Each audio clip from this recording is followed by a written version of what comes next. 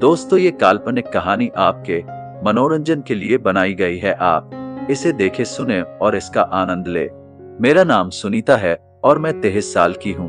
अभी 6 हफ्ते पहले एक बच्चा हुआ था और मैं अपने माता पिता के घर गई थी।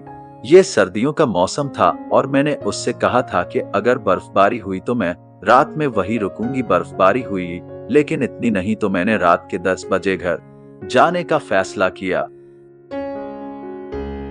फिर मैं घर आई। घर में अंधेरा था, ये जानते हुए कि मेरे पति को सुबह काम करना था, इसलिए मैंने उसे नहीं जगाने का फैसला किया। मैंने हमारे बेटे को बिस्तर पर सुला दिया और हैंडल लॉक को धीरे से मोड़कर दरवाजे को धक्का दे दिया। मेरे पति वहां नंगे और बहुत सक्रिय अवस्था में थे।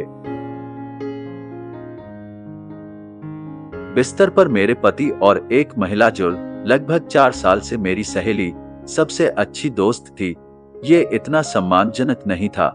एक पल के लिए मैं सदमे में खड़ी थी। मुझे याद नहीं है कि मैंने उसे क्या कहा था, लेकिन मुझे याद है कि मैंने उनके कपड़े ले लिए थे।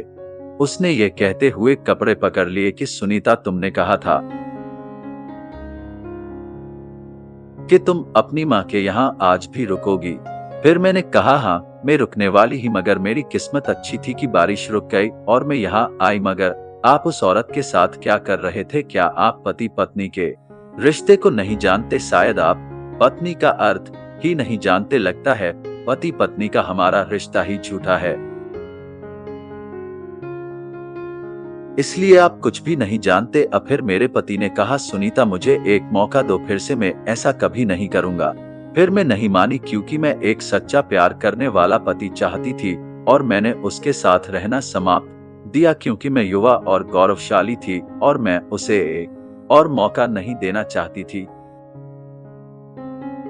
अब मैं अपने बच्चे के साथ अकेली रहती हूँ। वह कभी कभी अपने बच्चे से मिलने आता है, लेकिन आज भी उसे उस काम को लेकर उसे शर्मिंदगी महसूस नहीं होती है। मैंने ये फैसला सही लिया था। वो बार बार मुझसे कहता रहा कि सुनीता, मुझे एक मौका दो। मैंने मौका न देकर सही किया, क्योंकि ऐसे पति के साथ जिंदगी बिताना मुश्किल है जो दो औरतों के साथ संबंध रखता है।